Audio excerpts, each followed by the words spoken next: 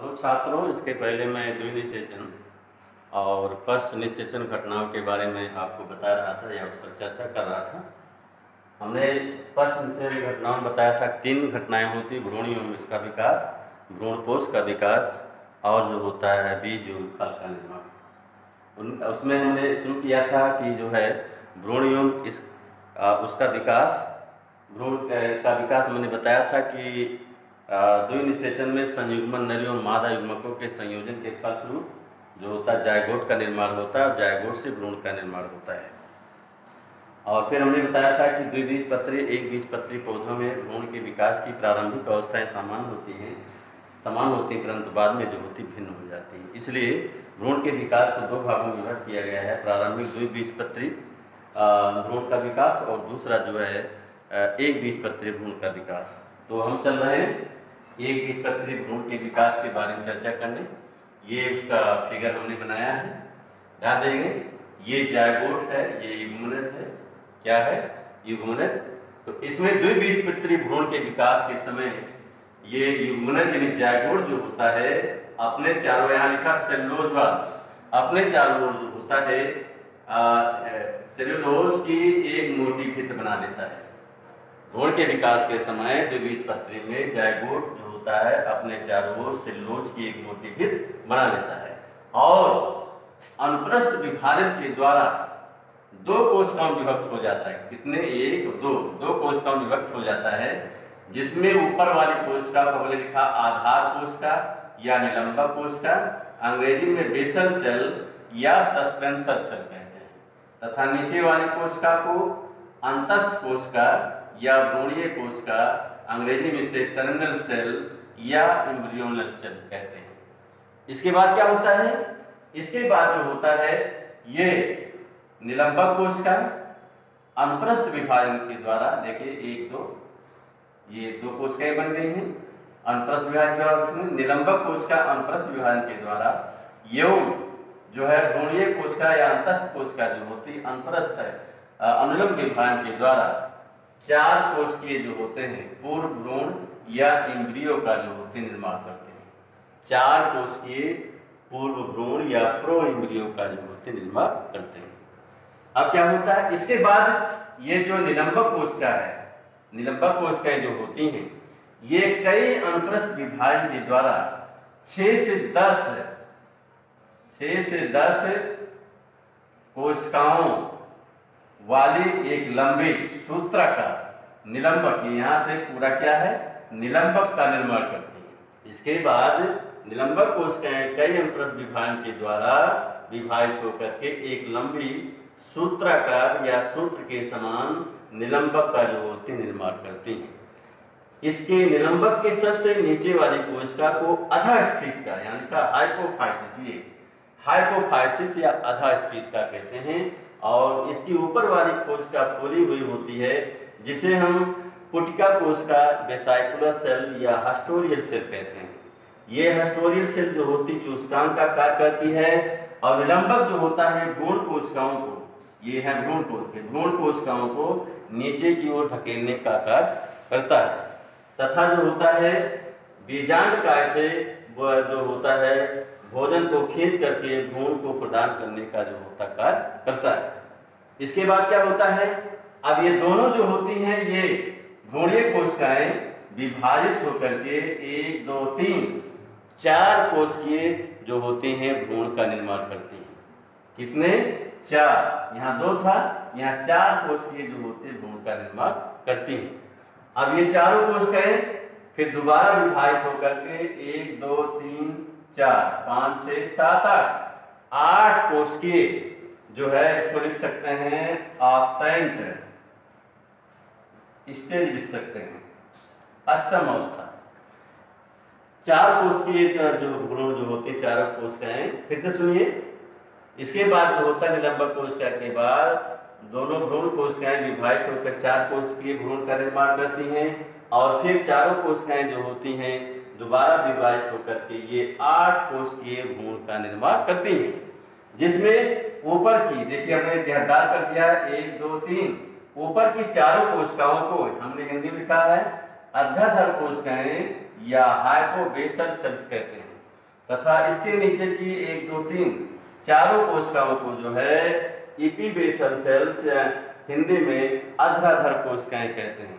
इपीबेसल cell या अधराधर कोशिकाएं कहते हैं। आइए इसमें जो है अध्याधर कोशिकाओं से जो होता है, यहीं पर हम लिख देते हैं, इसमें अध्याधर कोशिकाओं से जो होता है मूलांकुर,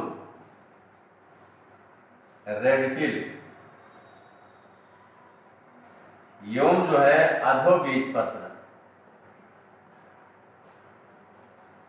अधोबीजपत्र हाइपोकार्टिल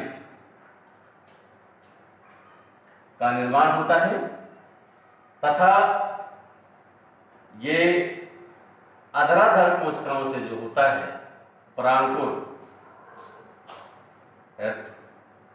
प्रांकुर प्लूमिल एवं बीजपत्र, यहां लिख देते हैं एवं बीजपत्र कार्टिलेजन का निर्माण होता है। कार्टिलेजन अभी हमने बताया कि दो कोशिकीय भ्रूण के दोनों कोशिकाएं विभाजित होकर 4 कोशिकीय भ्रूण का निर्माण करती हैं और चारों कोशिकाएं विभाजित होकर के जो है 8 कोशिकाएं बनाती हैं। इसको आर्क्टाइक स्टेज कहा जाता है, अष्टम अवस्था।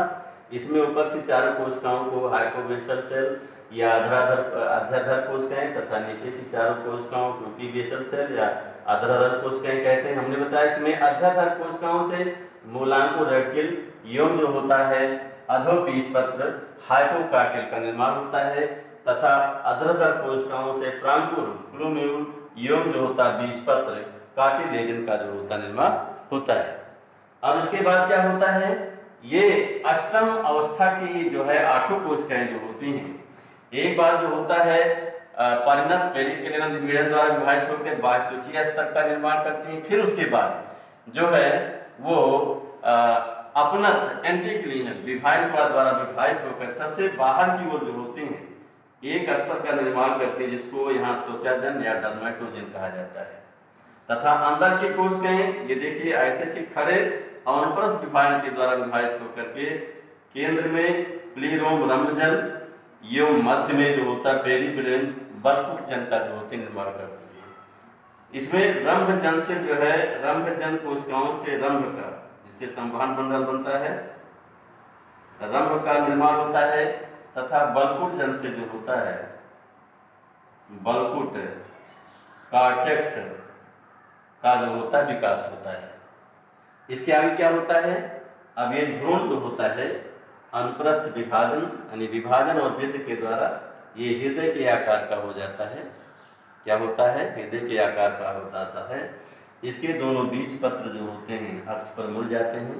इस प्रकार परिपक्व द्विबीजपत्री भ्रूण में 2 बीजपत्र होते हैं जिनके मध्य अक्ष को जो होता है प्रांगुर प्लूम्यूल और उसके ऊपर वाले स्थान को मूलांकुर कहते हैं। इस प्रकार से जो होता है द्विबीजपत्री भ्रूण का विकास होता है। फिर से इसको रिपीट करते हैं।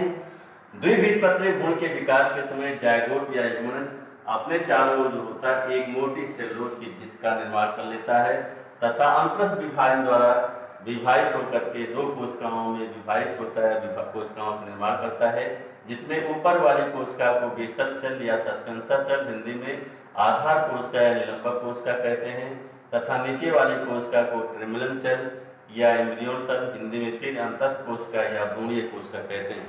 अब क्या होता है, अब इसके बाद निलंबक कोशिका या अनुप्रस्थ विभाजन द्वारा भ्रूणीय कोशिका जो है अनुलंब विभाजन द्वारा विभाजित होकर के 4 कोशिकीय प्रोब इम्ब्रियो पूर्ण भ्रूण का निर्माण करती है। अब इसमें किसकी बात क्या होता है कि निलंबक कोशिकाएं जो होती है कई अनुप्रस्थ विभाजन के द्वारा 6 से 10 हमने लिखा है कोशिकाओं वाले एक लंबे सूत्राकार निलंबक का निर्माण करती है। निलंबक की ऊपर वाली कोशिका फूली होती है जो चूसकांक का कार्य करती है तथा इसके सबसे नीचे वाली कोशिका को आधा स्थित का हाइपोफाइसिस कहते हैं। निलंबक जो होता है भ्रूण कोशिकाओं को नीचे की ओर धकेलने का कार्य करता तथा बीजांड का से भोजन को खींच करके भ्रूण को प्रदान करता है। इसके बाद क्या होता है, अब दोनों भ्रूणीय कोशिकाएं विभाजित होकर के यहाँ 2 थी, ये दोनों यहाँ पर 4 कोशिकाओं वाले भ्रूण का निर्माण करती हैं। फिर चारों कोशिकाएं विभाजित होकर के 8 कोशिकीय भ्रूण का निर्माण करती हैं, जिसमें ऊपर की 4 कोशिकाओं को हाइपोबेसल सेल या हिंदी में अधराधर कोशिकाएं कहते हैं, जिनसे मूलांकुर यौम जो होता है अधो बीजपत्र का निर्माण होता है तथा नीचे की चारों कोशिकाओं अधराधर कोशिकाएं इपीबेसल सेल्स कहते हैं, जिनसे प्रांकुर यौम जो होता है बीजपत्र का जो होता है निर्माण होता है। अब इसके बाद जो होता है ये अष्टांत अवस्था अष्टम अवस्था की ये 8 कोशिकाएं जो होती हैं, ये परिणत विभाजन द्वारा जो होता है विभाजित होकर बाहर एक बाह्य स्तर का निर्माण करती, फिर अपनत विभाजन एंटीक्लीन विभाजन के द्वारा विभाजित होकर बाहर की ओर एक स्तर का निर्माण करती है, जिसे त्वचाजन या डर्मेटोजन कहते हैं। तथा इसके अंदर की कोशिकाएं अनुप्रस्थ यौम जो होते हैं अनुलंब विभाजन द्वारा विभाजित होकर के जो है केंद्रीय रंभजन क्लीरो यौम जो होते हैं मध्य में बल्कुटजन पेरिबेलिन का जो होती निर्माण करती है। फिर इसमें जो होता है रंभजन से जो होता है रंभ का स्टील का रंभजन कोशिकाओं से स्टील का यौम बल्कुटजन कोशिकाओं से बल्कुट या कार्टेक्स का जो होता है निर्माण होता है। अब भ्रूण जो होता है वृद्ध यौम विभाजन के द्वारा हृदय के आकार का हो जाता है और इसके बीजपत्र जो होते हैं मुड़ जाते हैं। इस प्रकार जो होते हैं होता है दो बीजपत्री भ्रूण में परिपक्व भ्रूण में 2 बीजपत्र होते हैं, 2 अक्ष पर जो जुड़े होते हैं। इस दोनों अक्ष के बीच वाले भाग को जो होता है प्रांकुर कहते हैं और उसके ऊपर वाले भाग को जो होता है रेडिकल कहते हैं। इस प्रकार से द्विबीजपत्री पौधों में भ्रूण का जो होता है या द्विबीजपत्री भ्रूण का जो होता है विकास होता है। छात्रों, अब मैं इसी पर समाप्त करता हूँ। कल इसके बाद आपको एक बीजपत्री भ्रूण के विकास के बारे में बताएंगे।